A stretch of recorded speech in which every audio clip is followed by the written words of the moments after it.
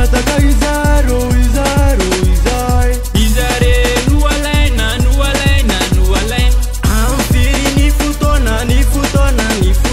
ambalo ny fotona Wendy be Joanna be Richard be Sasantalla yes Aru mangataka izaro izare noalaina amfiry ny fotona ambalo ny fotona Wendy be Joanna be Richard be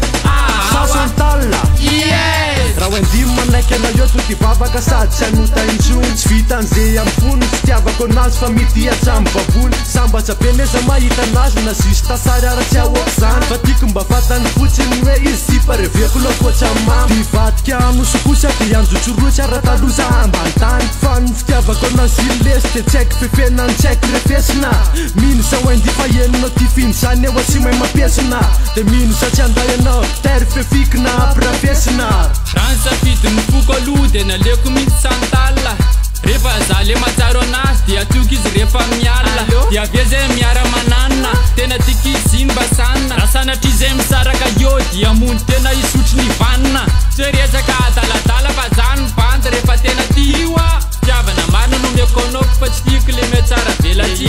emoky Santalla vetivety fosiny ane emondry mba bataiko e tsy koana mavesatra be lomondry aru mangataka izaro izare noalaina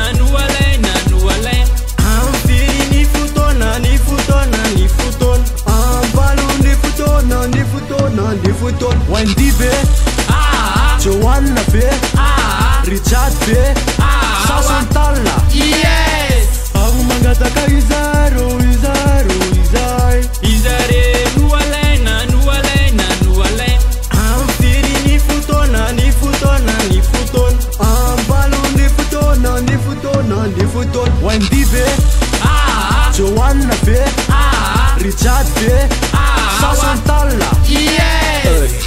tiako nakanda fozanao zako nefa misy jerena sika kora petretena na irana valy Richard fa potika tsinina te anao amindisa mba marina anofaiko valy anao basanina anao metimety ahindrana mbala te anindry fokitra masiny akama atolotra andrio ale irako iny efa natin'ny rany afatra tibako monteo araha hitandre andefasy folana kredy mba ataoko meka iresa asika enao any afindra za ety atako reveko nena iny kifeko nena ine tiako nena Joanna no fisiko fony isakaly or dada or mama zanakareo tsy voaya tsaprafo fa mandraky zaya simple anesika fary be menaka de fito tsy mila wero na iveravero fa alaiky vady tsy koany dépense iaraky ipetraka any France c'est bon ça